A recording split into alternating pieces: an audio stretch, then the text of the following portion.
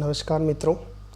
आज हम जो हैं वह राजस्थान के जितने भी एग्ज़ाम हैं जो कि महत्वपूर्ण एग्ज़ाम जैसे कि परीक्षा की दृष्टि से जैसे पीटीटी है, बीएसटीसी है और उन सभी विद्यार्थी जो कि ये एग्ज़ाम जो है एग्ज़ाम है वह उन सभी के लिए बहुत ही अच्छा साबित होगा। दोस्तों, आज की जो ये प्रश्नोत्तरी है वह प्रश्नोत्तरी खासकर बीएसटीसी वाले बच्चों के लिए है और साथ में पीटीटी वाले बच्चों के लिए भी यह जो प्रश्नोत्तरी है वह है। देखिए, मैं आपके लिए 15 से 20 मॉडल पेपर डाल दूंगा। 15 से 20 मॉडल पेपर मैं इस सेशन में डाल दूंगा पीटीटी और बीएसटीसी के लिए। इसमें पीटीटी और बीएसटीसी के लिए बहुत ही अच्छा आपको मैटर मिलेगा। दूसरा कि जो लोग सबसे पहली बार राजस्थान जीके को तैयार करना चाह रहे हैं, इनकी शुरुआत काल है, उन लोगों के लिए भी यह जो सेशन है वह बहुत ही ज़्यादा इम्पोर्टेंट रहेगा।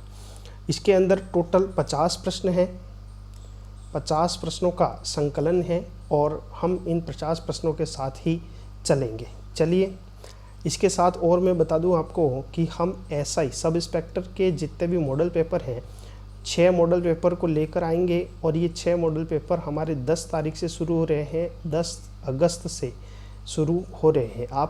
आपसे निवेदन है कि जो भी भर्तियों की तैयारी कर रहे हैं, पटवार हो, चाहे राजस्थान एसआई हो, चाहे आरएस हो, चाहे रीट हो, उन सभी के लिए ये जो प्रश्नोत्तरी है वह मील का पत्थर साबित होने वाली है। चलिए शुरू करते हैं। पहला प्रश्न आपके स्क्रीन के ऊपर ये रहा। राजस्थान में 1857 में प्रथम विद्रोह कहाँ हुआ? 1857 का प्रथम विद्रोह जो है वह सभी को ध्यान है कहाँ पर हुआ है? नसीराबाद के अंदर हुआ है। नसीराबाद के अंदर यह विद्रोह कहते हैं कि ये आपका राजस्थान है, देख लीजिएगा, राजस्थान है और इस राजस्थान के एक स्थान पड़ता है अजमेर और अजमेर की एक छावनी है जिसका नाम है नसीराबाद।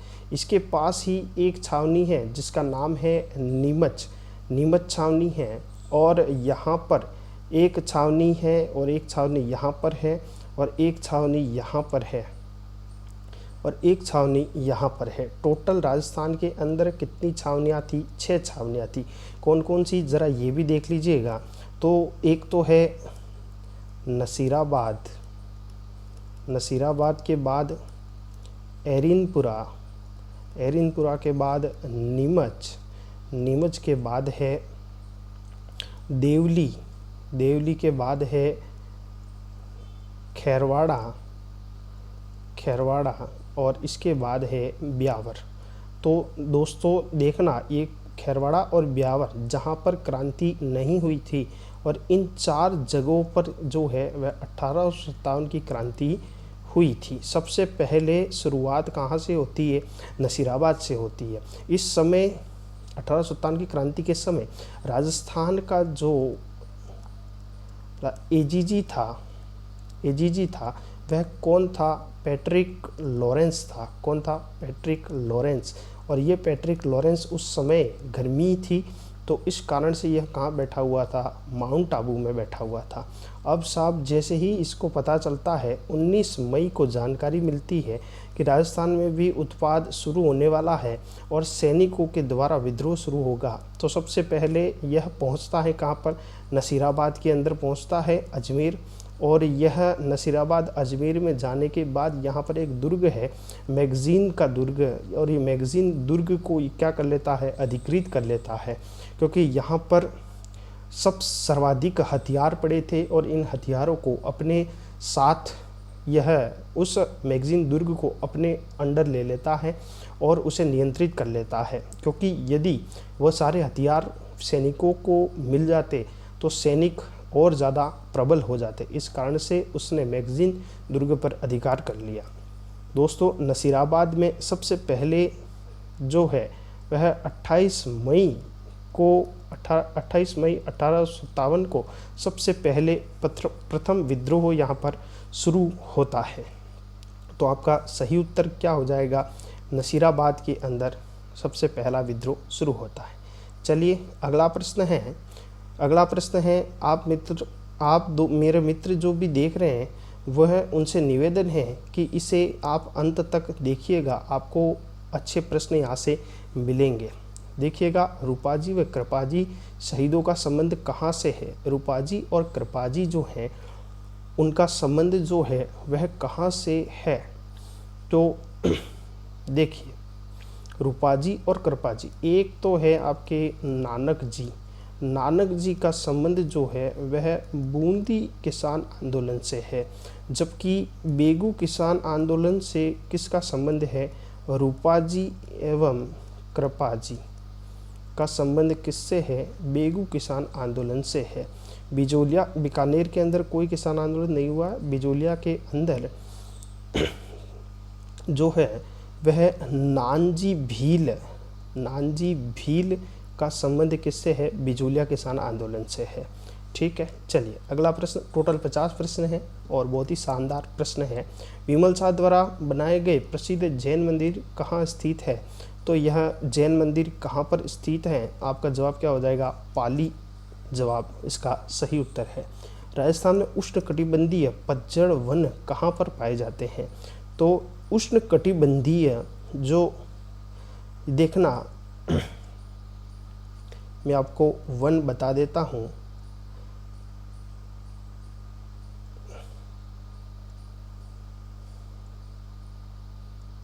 यहाँ पे जो है वह शुष्क वन पाए जाएंगे। इसके बाद यहाँ पे अर्ध शुष्क वन पाए जाएंगे, जबकि यहाँ पर उपोष्ण वन पाए जाएंगे। उपोष्ण के साथ साथ यहाँ पर उष्ण कटिबंधीय वन पाए जाएंगे, और यहाँ पर जो है वह पाए जाएंगे आपके उपोष्ण वन पाए जाएंगे। तो इसका जो सही उत्तर है वह क्या हो जाएगा, अलवर इसका सही उत्तर हो जाएगा। चलिए अगला प्रश्न, राजस्थान में पहली वन नीति कब अनुमोदन किया गया। तो फरवरी 2010 के अंदर सबसे पहली वन नीति आती है, और इस समय जो सरकार थी वह किसकी थी, वसुंधरा सरकार थी। ठीक है ना, सबसे पहली वन नीति इन्हीं के समय आती है। मरुस्थल विकास कार्यक्रम में केंद्र और राज्य का अनुपात कितना है। तो केंद्र का 50% है और राज्य का भी कितना है, 50%, 20 का सही उत्तर हो जाएगा। अगला प्रश्न देखिए, 1948 में मत्स्य संघ का प्रधानमंत्री किसे बनाया गया। सबसे पहले जब एकीकरण हुआ तो आपको याद रखना है, शोभा है गोकुल की माणिक्य हीरे से देखना। अब यहाँ पर देखिएगा, शोभा है गोकुल की माणिक्य हीरे से, तो जो है इसके अंदर आपको ये याद रखना है, शोभा, गोकुल, माणिक्य और हीरे। शोभा से हो जाएगा क्या, शोभाराम। गोकुल से हो जाएगा गोकुल भाई। माणिक्य से हो जाएगा माणिक्य लाल वर्मा, और हीरे से हो जाएगा हीरालाल शास्त्री। तो सबसे पहले किन्हें बनाया गया था, इन्हें बनाया गया था, शोभा, फिर गोकुल, फिर माणिक्य और फिर हीरे से। इस तरीके से प्रधानमंत्री बनाए गए हैं। तो सबसे पहला जो बना है वह मत्स्य संघ बना है।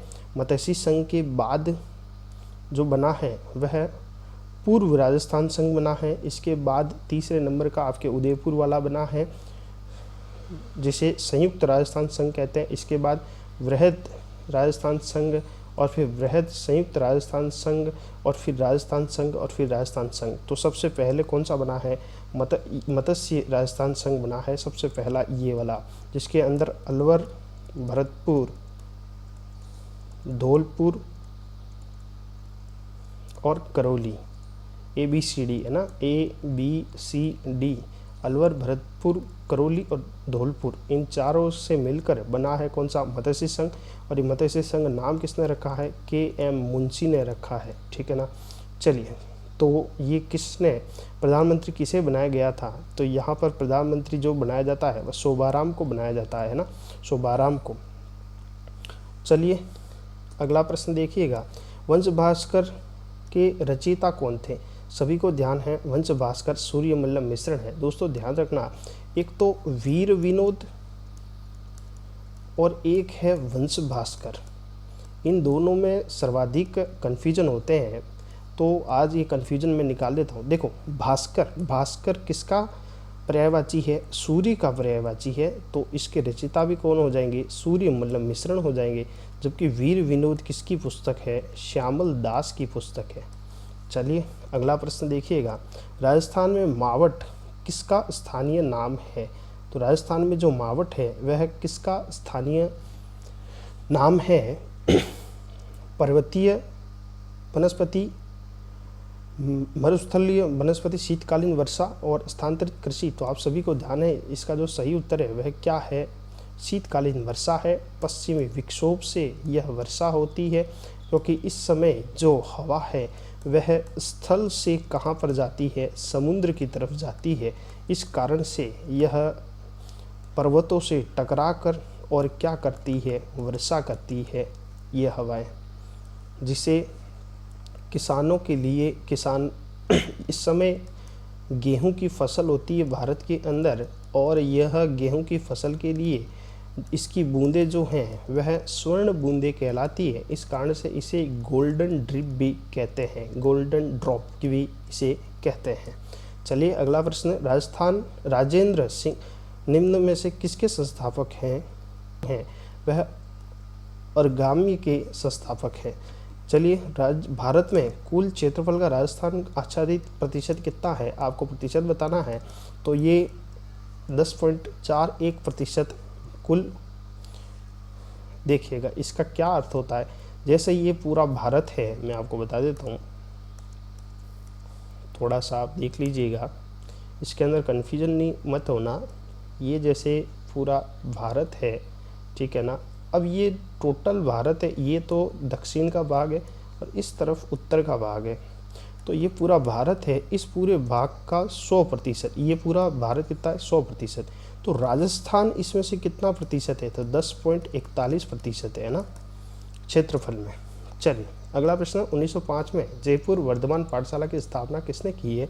तो अर्जुनलाल सेठी ने की है। ये जयपुर के ही निवासी थे। इनकी मृत्यु होने के बाद इन्हें मुस्लिम समझकर दफना दिया था, मुस्लिम समझकर इसे क्या कर दिया? दफना दिया गया था। चलिए अगला प्रश्न है, सर वीटी कृष्णमाचारी किस राज्य के दीवान थे? ये जयपुर के दीवान थे। राजस्थान की कुल स्थलीय सीमा देखिएगा, कुल स्थलीय सीमा पूछे तो 19-20 है, 59-20 है, और इन्हें हम दो भागों में बांट देते हैं। पहला भाग जो है वह तो क्या है? स्थलीय सीमा है, सॉरी, ये तो आपकी क्या है? स्थलीय सीमा है, ठीक है ना। ये है राजस्थान की कुल स्थलीय सीमा है। यदि हम इसे दो भागों में बांट दें तो एक तो हो जाती कौन सी आपकी? एक हो जाती है, एक तो हो जाती आपके अंतर्राष्ट्रीय, और एक होती है कौन सी? अंतर्राज्यीय सीमा, है ना, अंतर्राज्यीय सीमा। ये राष्ट्र के साथ निर्माण करती है और यह किसके साथ? राज्य के साथ निर्मित होती है। देखिएगा, राज्य के साथ, और यह राज्य के साथ और यह राष्ट्र के साथ निर्मित होती है। अंतर्राष्ट्रीय सीमा पूछे 1070 और सीधा सीधा पाकिस्तान के साथ बनाती है, जबकि अंतर्राष्ट्रीय सीमा पूछे तो यह कितनी है? 4850 है, और यह 5 राज्यों के साथ मिलकर बनती है। चलिए अगला प्रश्न, राजस्थान में शुष्कतम जिला कौन सा है? जैसलमेर ही है शुष्कतम जिला, जहाँ पर कम वर्षा होती है। चलिएगा अगला प्रश्न है, राजस्थान में ब्लू पोट्री किसे के लिए जाना जाता है? जयपुर को जाना जाता है, और यह ब्लू पोट्री इस तरह का एक पोर्ट होता है, मैं आपको बता देता हूँ। इस तरह का एक पोट होता है। इस पोट के ऊपर मीनाकारी की जाती है, यही ब्लू पोट्री है। इसमें जो रंग प्रधानतया पाया जाता है वह ब्लू रंग होता है। इसे लाने का श्रेय मान सिंह को जाता है और ये मान सिंह इसे पर्सिया लाहौर से लाया था। पर्सिया लाहौर